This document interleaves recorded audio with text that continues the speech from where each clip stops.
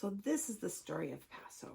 A long time ago in a land called Egypt, there were a lot of Hebrews who lived there, Jewish people who were called Bnei Israel, the people of Israel. And that's because they were descendants, or they came from Jacob and his family. Now, Jacob and his family moved to Egypt a long time ago because there was a lot more food there than there was in the place called Canaan, which was formerly Israel. Jacob's name turned to Israel, and that's why we are all descendants of Jacob, or Israel, Bnei Israel, the children of Israel. And so the children of Israel came to Egypt, where there was food. And so a long time passed. After they came there, they had children, and then their children had children, and their children had children, and so on, and so on, and so on, and so on, 400 years. And all of a sudden, there was a new king who was named Pharaoh. They were all Pharaoh, but this king was not a very kind Pharaoh. He was mean. He was really worried that the Jewish people would overtake his rule. He felt threatened. Excuse me. So he decided that instead of building his cities with his own people, he decided that it would be a great idea if the Jewish people did it, and he made them all his slaves. He forced them to work making bricks, making buildings, making pyramids and palaces. He worked them day and night. He was so unkind. He didn't even think about the slaves at all, the Jewish people. He made them work in the morning, work at night, work all the time. They didn't have any free will. Well, things were not looking good for the Jewish people, and we had someone born, and his name was Moses. Moses was born, and he grew up to be a shepherd. He lived as a shepherd, and God chose him to be the one to save the Jewish people. And the way he did it was, he was out in the fields with his sheep, because he was a shepherd, and a bush started burning, but it was not burning up. It just had fire on the top.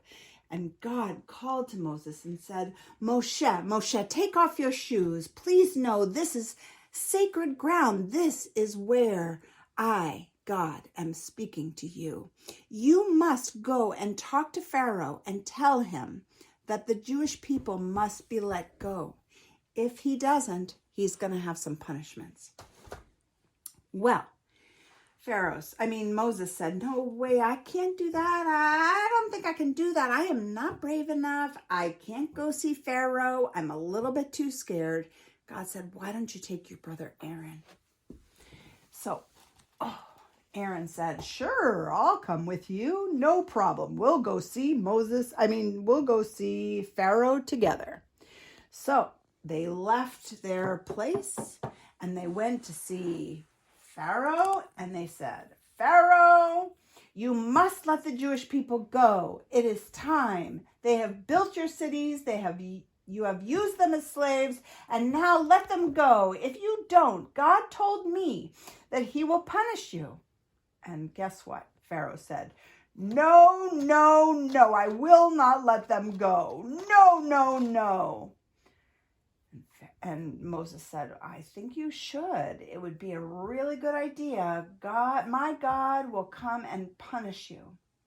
Well, guess what? He said no, and that's exactly what God did. He turned this Nile River into blood. He sent frogs everywhere. Frogs on his nose, frogs on his toes, frogs everywhere in his bed. Every time there was a consequence, Moses would go and say, well, you let them go now. Let my people go. But every time Moses said, no. There were locusts. There were wild beasts. There were boils on everybody's face. Please, let us go now. Let my people go. Pharaoh said, no, no, no, I will not let them go. Well, finally, the last plague was the worst one. He said, if you don't let us go, God is going to send all the firstborn children of the Egyptian people away. He will kill them. And he said, no, I will not let you go. And so he said, Aaron, I don't know what else to do. He won't listen to me. We have to wait till he's ready. So all the Jewish people put a mark over their doorpost so that the angel would pass over their houses and only go to the children, the houses of the Egyptians. And that's exactly what happened. And Pharaoh's own son died, and he was so sad. And Moses said, don't wait for any other punishments. Please let our people go. And Pharaoh, his heart was very hard, but he said, finally, okay, let's go. Send them out. Go, please. And so he said, Jewish people, we must go. We must go fast, fast, fast. Hurry, hurry, hurry.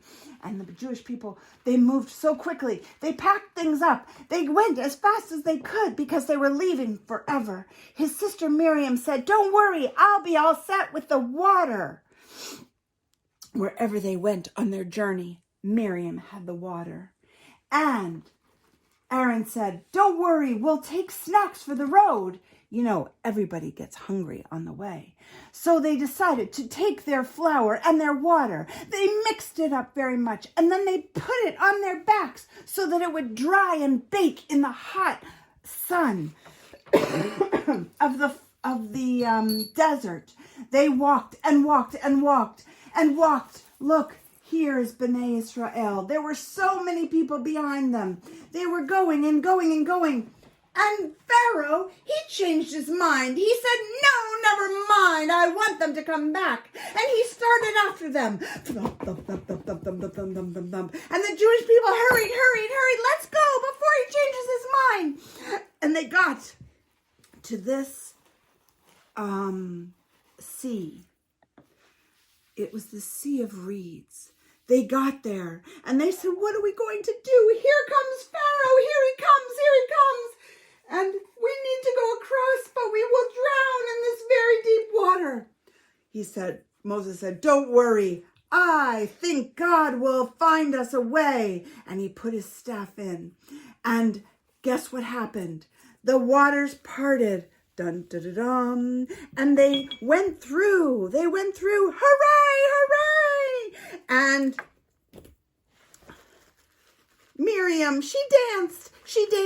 Hooray, hooray, hooray. And Aaron came through. Hooray, hooray, hooray. And then the waters closed up again. And even though Pharaoh was on his way, guess what? The waters were closed and Pharaoh and his people were stuck.